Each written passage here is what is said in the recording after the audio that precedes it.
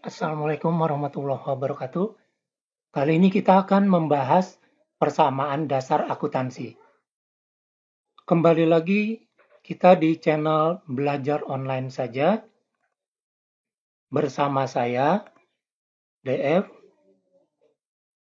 Baik, kali ini kita akan mempelajari persamaan dasar akuntansi.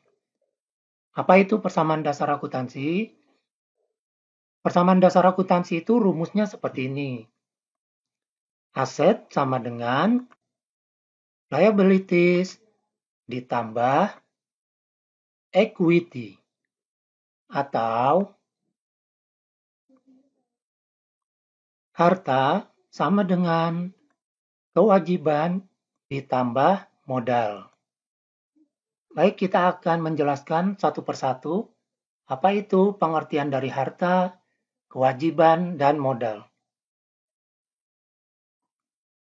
Menurut PSAK nomor 16, definisi harta atau aset adalah semua kekayaan yang dipunyai oleh individu atau kelompok, baik berwujud maupun tidak berwujud, yang memiliki nilai akan memiliki manfaat bagi setiap orang atau perusahaan.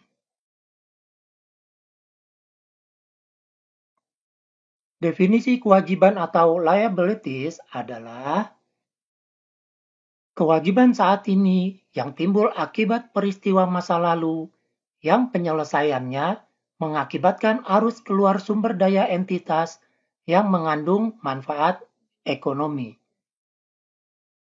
Definisi ini berdasarkan PSAK nomor 57. Sementara definisi modal atau equity berdasarkan PSAK nomor 21 adalah merupakan bagian hak pemilik dalam perusahaan, yaitu selisih antara aktiva dan kewajiban yang ada, dan dengan demikian tidak merupakan ukuran nilai jual perusahaan tersebut. Baik, sekarang kita akan membahas apa manfaat dari kita memahami prinsip-prinsip dasar akuntansi yang tadi. Ya, prinsip-prinsip dasar akuntansi yang tadi kita sudah bahas itu, kita pahami agar kita dapat menyusun laporan neraca keuangan. Jadi di sini saya akan menggambarkan bagaimana format neraca standar laporan keuangan suatu perusahaan supaya lebih mudah lagi memahami tentang prinsip dasar akuntansi yang sudah kita pelajari tadi. Tadi masih ingat ya, harta sama dengan kewajiban ditambah modal. Dari sini kita bahas satu-satu. Neraca standar itu berisi harta, harta lancar, kas, kemudian ini adalah kode akun perkiraannya. Kode akun perkiraan kas itu adalah ini, 3 akun ini. Kalau Anda mau tambahkan silakan. Ya, selanjutnya ini adalah kode akun perkiraan bank. Dia masuk ke kategori bank. Jadi di harta itu ada kategorinya harta lancar. Kemudian di dalam harta lancar ada kategori kas, bank, piutang usaha. Ya, ini adalah kode akunnya, piutang lain-lain, persediaan, biaya dibayar di muka, pajak dibayar di muka, dan investasi jangka panjang.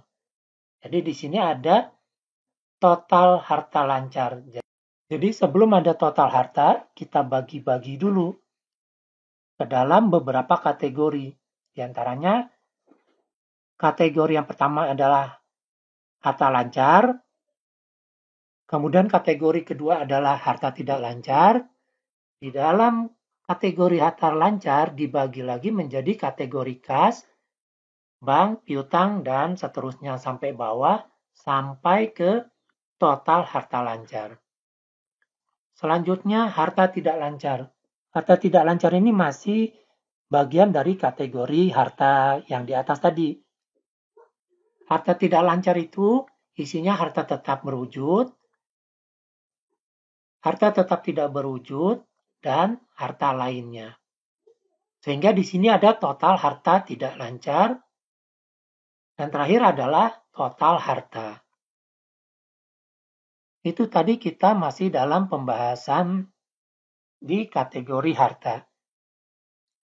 Selanjutnya kita masuk ke pembahasan di kategori kewajiban atau hutang. Di kewajiban ini dibagi lagi kategorinya menjadi hutang lancar, kemudian ini adalah kode akun perkiraannya.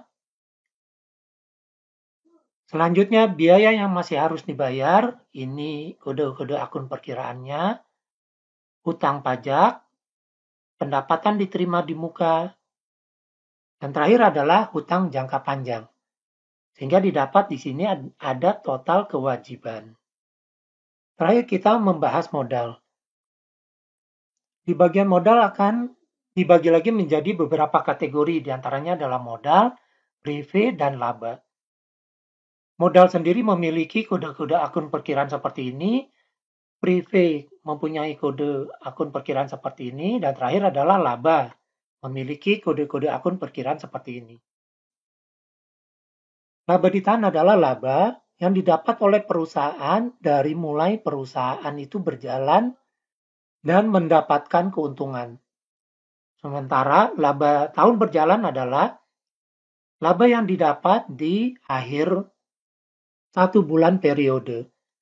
Laba tahun berjalan ini nanti sifatnya akan kumulatif, ya. Setiap bulan akan diakumulasikan dan secara otomatis dicatat di laba tahun berjalan.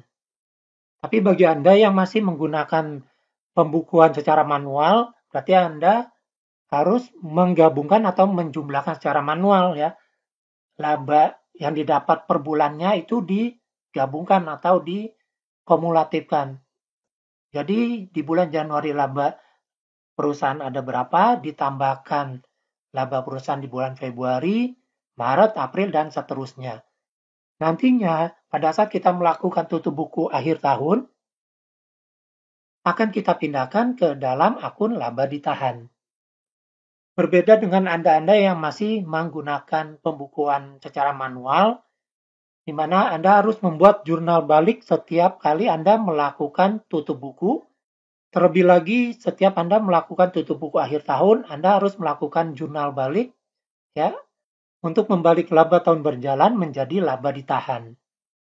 Bagi Anda yang sudah menggunakan pembukuan secara modern dengan menggunakan software akuntansi seperti ini, Anda cukup melakukan proses tutup buku akhir bulan, maka software akan otomatis membentuk laba tahun berjalan, dan pada saat Anda melakukan tutup buku akhir tahun, software akan otomatis menjurnal balik laba tahun berjalan menjadi laba ditahan.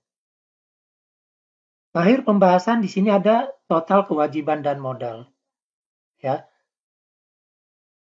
Berdasarkan persamaan dasar akuntansi yang telah kita pelajari tadi, kalau misalkan Anda tadi sudah lupa persamaan dasar akuntansinya, Anda bisa mundur videonya, ya, balik lagi ke video-video di awal yang tadi sudah saya jelaskan persamaan dasar akuntansi, di mana total harta, ya ini sebentar saya cari dulu total harta.